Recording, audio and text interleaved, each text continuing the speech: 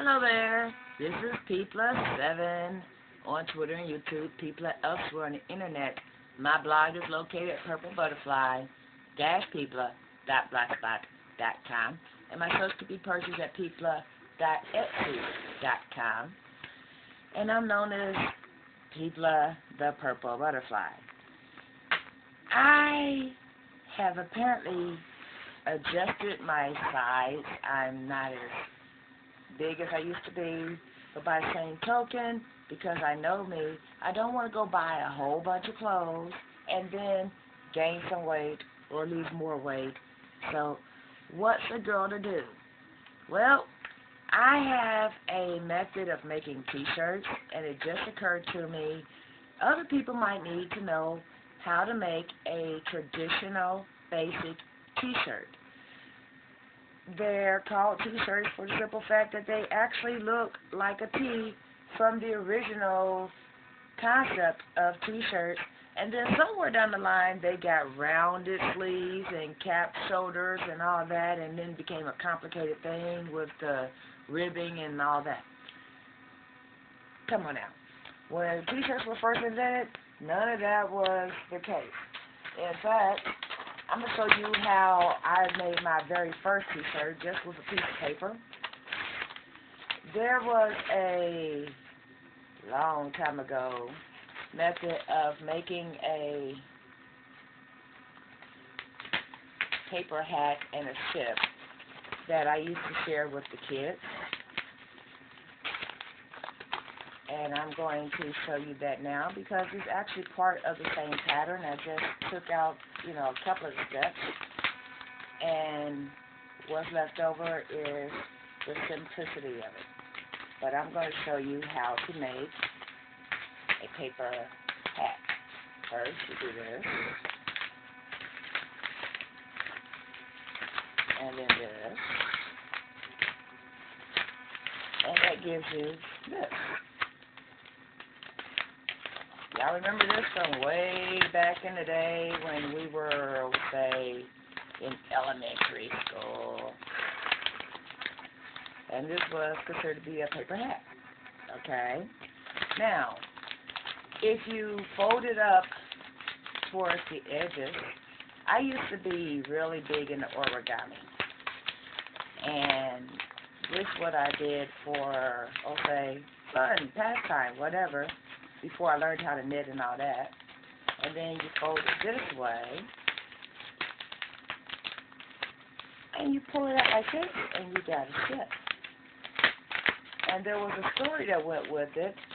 There was a guy who didn't listen to his captain, and they told him to go back, and nope, he couldn't listen, so crash. He binds into the stern, and it takes off that part of the ship. And while trying to countersteer, boom, he goes into the starboard bow, and it takes off that part of the ship. So in the meantime, everybody is trying to go and get out and jump and get in the life preserver, so forth and so on. So by the time everybody got out of the boat, the only thing that was left in the morning was the captain's shirt. Is that cool or what? Now, the way I make a t-shirt is almost exactly the same thing without the extra steps and without the story. I take fabric and I measure out how wide I am at my widest point. In other words, if you're a girl, it's the boobs. If you're a guy, it's your shoulders. But you measure out the widest part all the way around. So say for instance it's 38, then that means I'm looking for 19 inches in the front, 19 inches in the back. The arms will automatically be the length of whatever the fabric is, but you're going by your widest point. So you take the material, and you're going to make sure the material is at least as long around as your measurements are there, and then you got to have it from here to wherever you want your waist to be, times 2. So, say for instance I had a piece of fabric like this, and the beauty of this pattern is you can work for any size human being, whether it's a baby or whatever size the human being is. So you fold your fabric in half, because this is the top, this is the bottom, this is going to be everything in between. Now you're going to fold that in half.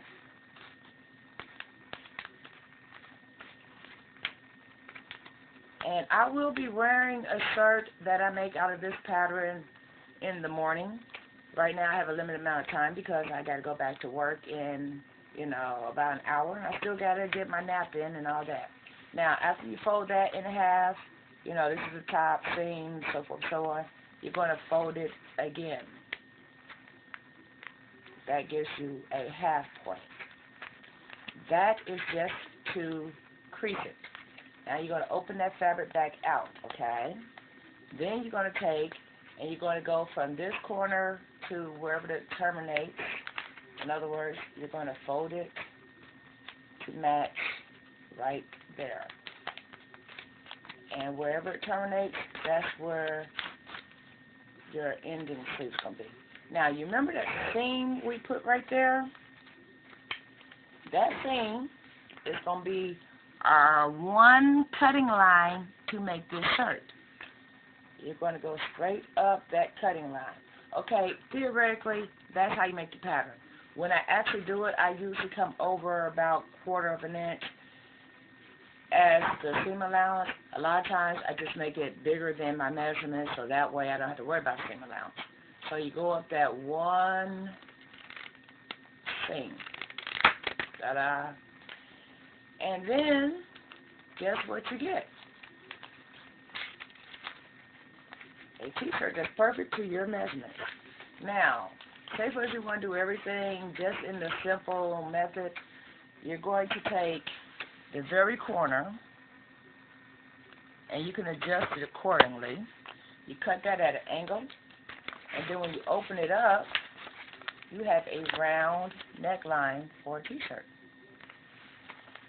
And then you take and you stitch here, well actually you can't see my hand on that side. You stitch here on down, here on down, and it doesn't matter if you leave it open, if it's a knit material you can do that, or if you whip stitch it or whatever, but when you open it up, you'll have, you whip stitch it on the edges, but you'll have a t-shirt that you can wear, that you could decorate with whatever fabric you want, that nobody else would have one exactly like. Ta-da. And if you are the type that believes in Jesus and knows that He leads you in the way you should go, one thing to know about a t-shirt is it also forms a perfect box. Anyway, that's how I make a t-shirt. And I will be back to show you the t-shirt that I make with this method. I still have to go and do new measurements on how big my waist is, how big my hips are, how big my sleeves are. Oh, by the way, when you do this, your sleeves is going to be like right about here. So you can actually make it a 3/4 length, or you could trim it up to wherever you want it. If you want it longer than that, then you simply need to make a longer piece of, a longer pattern for your piece, and then cut it trimmed even with the base of the fabric, so that way you end up with a long sleeve shirt and you trim it accordingly. But for summertime, I generally do it this way, so that way I don't have to worry about if it's going to be too long, if it's going to be too big. It's going to make a loose-fitting t-shirt. Some people, depending on measurements and all that, might want to take and come in just a little bit more, so that way it has a definite cap type formation. But for a basic loose t-shirt, that's all you need. Ta-da. So, this has been Peepla7 on Twitter and YouTube, Peepla elsewhere on the internet. My blog is located at purplebutterfly-peepla.blogspot.com, and my soaps to be purchased at peepla.etsy.com. Don't forget to check everything out, my soaps, my jewelry, everything. And don't forget to rate, comment, and stay blessed. I also am going to check my blog, because I do believe I put this pattern on my blog at some point in time or another. If it's already there, I'll just link it. If it's not there, then I'll be posting this onto the blog. Y'all stay blessed. Bye now.